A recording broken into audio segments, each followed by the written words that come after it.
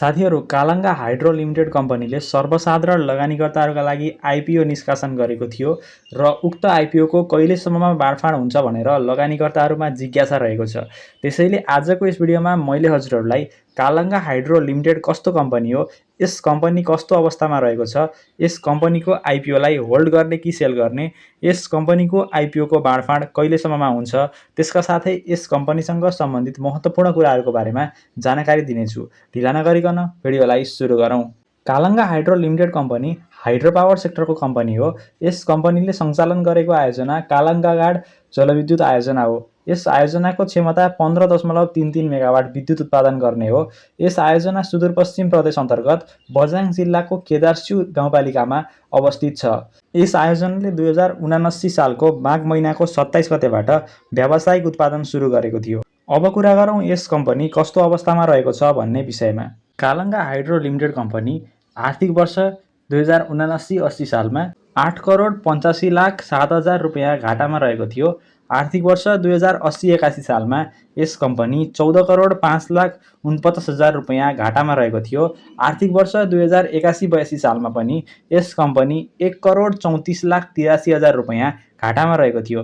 त्यसैगरी यस कम्पनी आर्थिक वर्ष 2082-83 सालको पौष मसान्तसम्ममा 5,94,43,000 रुपियाँ नाफामा रहेको थियो।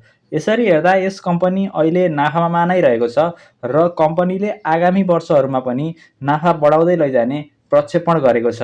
यसलाई हेर्दा यस कम्पनीको सेयरलाई हामीले भविष्यको लागि होल्ड गर्नु हुँदैन भन्ने बुझिन्छ र यस कम्पनीको सेयरको नेप्सेमा कारोबारमा आएपछि सकारात्मक सर्किट लाग्न छोडेपछि सेल गर्दा नै बढी नाफा कमाउन सकिन्छ।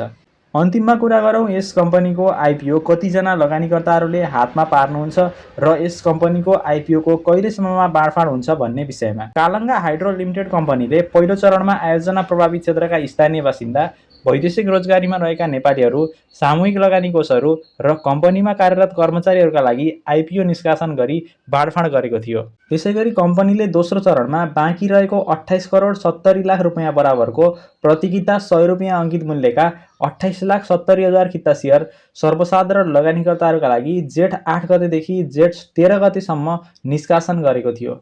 सर्वसाधारण लगानीकर्ताहरूका लागि खुलाएको आइपिओमा अन्तिम दिनसम्ममा 29,10,926 जना लगानीकर्ताहरूले आवेदन दिनुभएको थियो। यस कम्पनीको आइपिओमा आवेदन दिने लगानीकर्ताहरूमध्ये भाग्यमानी 2,87,000 जना लगानीकर्ताहरूले मात्र 10 किताको दरले सेयर प्राप्त गर्नुहुनेछ भने बाँकी 26,23,926 जना लगानीकर्ताहरूको हात भने रित्तो हुनेछ।